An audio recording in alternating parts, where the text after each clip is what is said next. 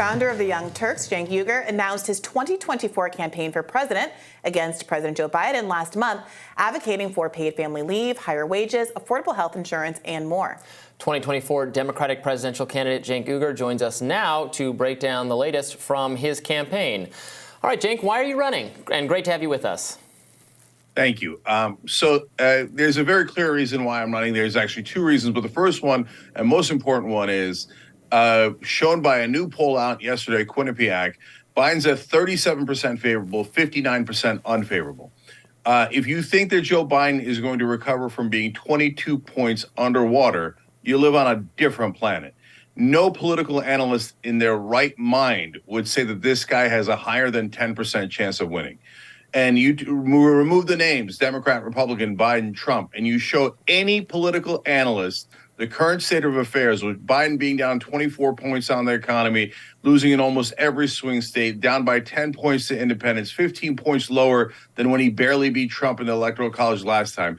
And every analyst will tell you that guy is almost definitely going to lose.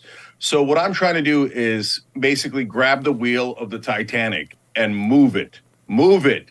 Let's go. I'm not going to voluntarily run into this iceberg. I don't care what every idiot Democratic leadership guy at the DNC in Washington thinks. Oh, I bet the Titanic doesn't sink. I bet a guy at 37% can win an election.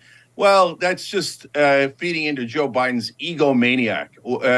He's one of the most selfish politicians I have ever seen in my lifetime. He said that he'd be a transition president. He's 80 years old. 77% of Republicans don't even think he's going to make it through a second term.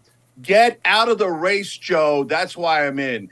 And, you know, look, everybody else is too polite. You got to push this guy out. The only thing he cares about is his ego. I want to be a two-term president. It's better for my legacy.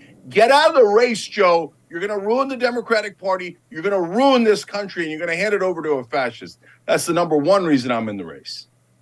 So I take your point about Joe Biden completely, but I think the follow-up question that people are going to have is why you, especially since there are other people challenging Biden already in the Democratic Party, including Marianne Williamson, who is already occupying a kind of left-leaning role, and Dean Phillips, who is running as a centrist, who's basically a younger version of Joe Biden. Why you? Yeah. Do you see anyone making the points as loudly and clearly as I am? Look, I love Marianne Williamson. I think she's got terrific courage. She's been in this from day one, and I think the press has been terribly unfair to her. And I like that Dean had the courage to come in, and I agree with some of his stances like money in politics, but there's others that I don't agree with. And even if you say, hey, Cenk, I like one of those two better than I like you, fine, no problem. The more voices saying, Joe Biden, get out, you're at 37%, you egomaniac clown fool, get out of the race, the better, okay?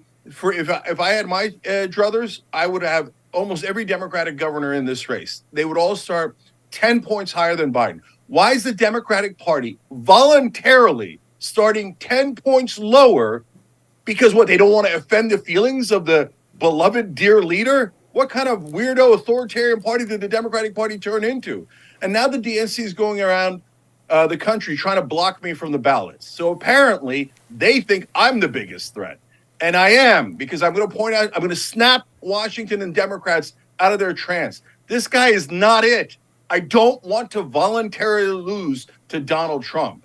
And so, look, I'm all over media making this case. If Marianne and Dean are making it too, great. If Whitmer and Pritzker and Shapiro want to come in, great. But let's go. Let's get a real candidate so we don't purposely lose to Donald Trump. Can you talk to us about your ballot access plans and overcoming the fact that you were born in Turkey and the Constitution has a requirement that people for serving as president are born in this country, or maybe you dispute that or think that would be litigated before the courts? Can you talk about that? Yeah, that's the second reason I'm in the race, because that ideology, I get where it comes from. People who think that don't have bad intent, right? We all learned in 8th grade, oh my God, you got to be born in America. And what that led to is 25 million naturalized citizens. Every time we say we're not born here, people go, you can't run for president.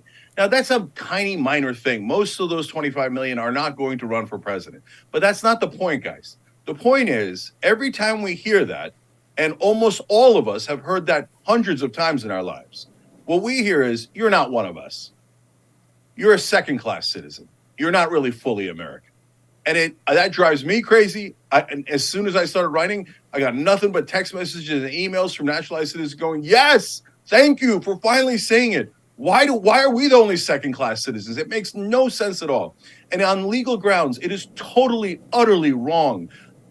People say, well, it's in the Constitution. Yeah, there's a lot of things in the original Constitution that aren't pertinent anymore. For example, in the original Constitution, it said that black folks were 3/5 of a person.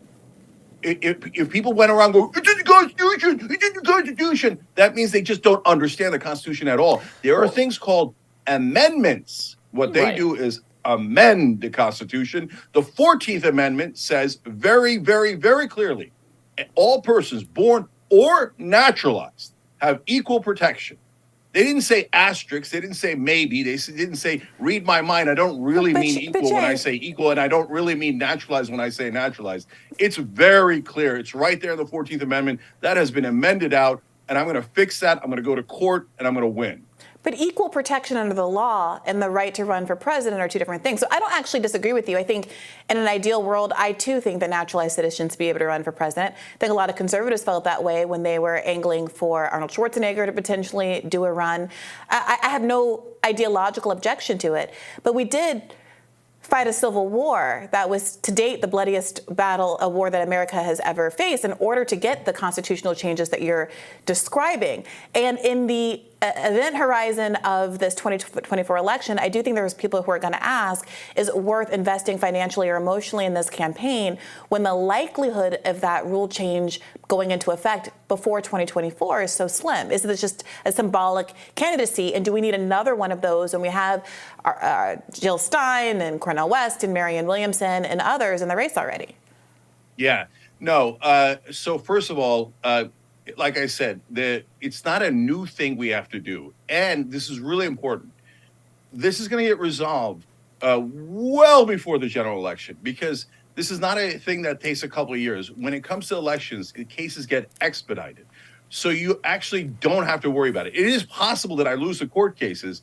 And everyone who's donating to this effort at cenkforamerica.com knows that, right? They know I'm a loud voice against Biden. They know that I would actually deliver for them given the opportunity. And they know I'm trying to win these court cases.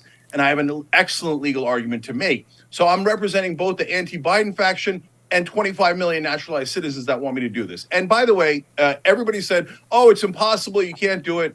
Except yesterday, we got on the ballot on Arkansas.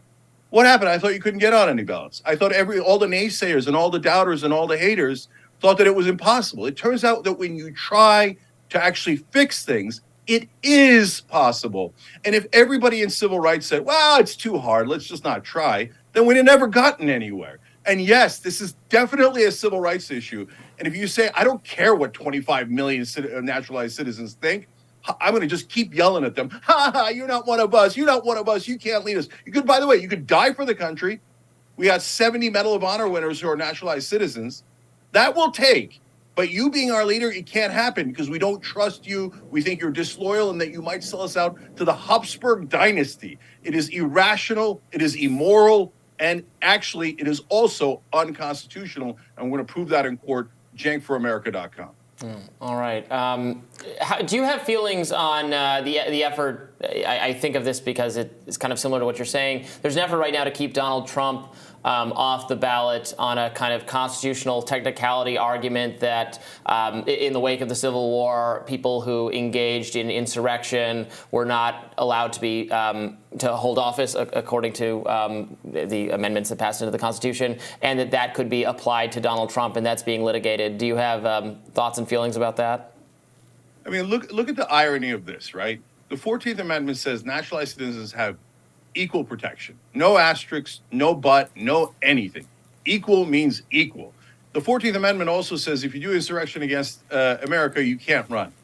And the whole country, it feels like, is saying, no, we should do the exact opposite of the 14th Amendment. We should not treat naturalized citizens equally, but we should let insurrectionists run. Are people struggling with the English language? The 14th Amendment is so clear. And so the question is, do you think Donald Trump did an insurrection? And as you know the details of the fake elector scheme, it is unquestionable that he did an insurrection. But I think that the states should be consistent. If you have the blue states leave him off the ballot, the red states put him, that's a mess. The courts need to resolve both of these 14th Amendment issues as soon as possible. And I would say that I have a 20 times better case, 14th Amendment case, than Donald Trump does. Part of the lack of confidence in Joe Biden among his own voter base has to do with some foreign policy choices he's made of late. Most recently, he referred to Xi as a dictator. And of course, he's been drawing quite a bit of criticism from his own party from not supporting a ceasefire in Gaza. How would you behave differently if you were president? Oh, I would behave very differently. First of all, I would never send Israel another $14 billion to kill more innocent Palestinians. No way. That's not even close. I would then say no more money to Israel at all. Cut all of their funding until they end the occupation. So I don't want my money as an American taxpayer going to the slaughter of Palestinians. I have no interest in that. It's a moral culpability for all of us. And then later, people go, I don't know why Muslims hate us. I don't know why Palestinians hate us. I mean, we helped Israel kill 11,000 civilians already, 10 times as many civilians as Hamas did. The bombs we dropped on their children said made in the USA on them. But I don't know why they hate us. Well, that's why they hate us, because we're murdering their family members right now. We're aiding and abetting that. I would send Israel $0, none, zero. Don't get me wrong. The minute they end this war and they end the occupation and they stop keeping 5 million Palestinians as prisoners, have 56 years of keeping these people as prisoners. Come on. We're worried about the hostages right now that Hamas is holding, and we should be. We should also be worried about the 5 million hostages that Israel's keeping. But the minute they end that moral blight on Israel, then of course, then bring back their funding. We'd love to have Israel back as an ally. I want Israel to be a beautiful, prosperous, loving country. There needs to be a two-state solution. But as long as they keep those hostages, as long as they keep killing Palestinians, no, we should not send them another dime. And by the way, the American people already agree with me. Overwhelming support for a ceasefire. The only people who don't agree are corrupt politicians in Washington. And are we pretending that the massive amount of money, AIPAC, Democratic Majority for Israel, defense contractors, and all the people that benefit from these wars isn't affecting Joe Biden and isn't affecting every corrupt politician in Washington? Is that what we're all pretending right now? Yes, my policies would be very different than Joe Biden's. I would actually care about all human beings' lives, not select people. Can you speak to the situation in Ukraine and our funding of the resistance to Russia there? So Ukraine's a different matter. See, in Russia's the aggressor. They went in and have attacked. But by the way, unbelievably, the Russians have killed less children than the Israelis have in Gaza.